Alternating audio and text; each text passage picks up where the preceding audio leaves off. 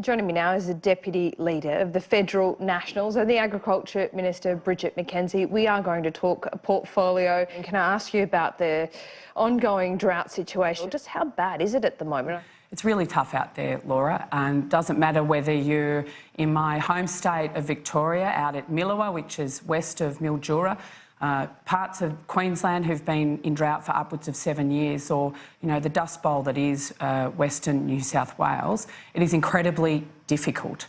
And now as we see, you know, the rain's not coming in a timely manner to plant the next round of crops, there is some real sense of desperation out there. And, you know, I think it's really disappointing from a political sphere that people like Joel Fitzgibbons would seek to politicise the drought. He knows that both state and federal governments of all colours are standing with our rural and regional communities and our farmers to actually see them through this drought so that we can get on with recovery once it comes. ABARES has just released its September quarter figures report, which shows that there's going to be a 5% drop in agricultural production this financial year, and that's going to see a decrease of 11% in our exports. So it's not just our farmers who are going to be doing it tough and their communities, but now the drought is impacting our national figures, and that's where we actually need to see that what happens out in regional Australia impacts all of us across the nation. So that's why we've got such a strong suite of initiatives to help in the here and now, money on the table, loans to assist with restocking and replanting, essential mental health support out in regional communities and increasing that when and where it's needed, because we need our farmers and their communities to be ready when the rain comes to get right back on with increasing productive capacity. I mean, there's significant drops in our national herd. We've got herd levels that are at 25-year lows, which will take years to rebuild, Are you eyeing off And that doesn't include, Laura, that doesn't include the state government's initiatives in these areas as well.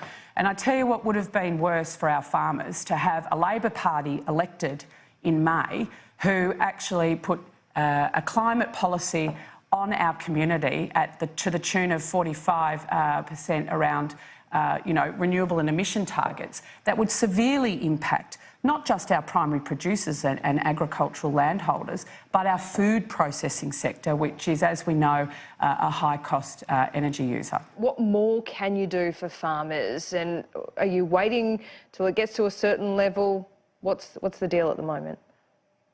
Well, we've, as you've seen by Minister Littleproud and the Prime Minister and my own interventions over the previous 2 years in this space, where we've got an incredibly adaptive and responsive approach to the drought, where it's taking hold in other states or new areas, we're stand ready to go in and support those communities, and we're constantly reviewing our support mechanisms and consulting with not just farming organisations, communities increasingly, and state governments to make sure that the work that we are doing out there is actually going to make a difference. I look after the Farm Household Allowance, which is the cash payment to farmers who are doing it tough, and making sure that they're getting access to rural financial counsellors at the kitchen table to assist them to structure their business in a way that maximises their profitability. It's not just our farmers, as I said, who are doing it tough, it's our small businesses in our regional centres who rely on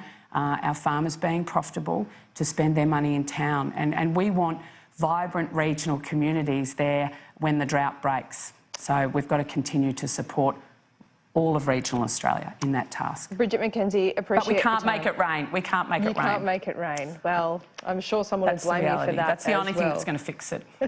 Bridget McKenzie, appreciate your time. We are keeping our farmers front and centre. The Federal National Deputy Leader.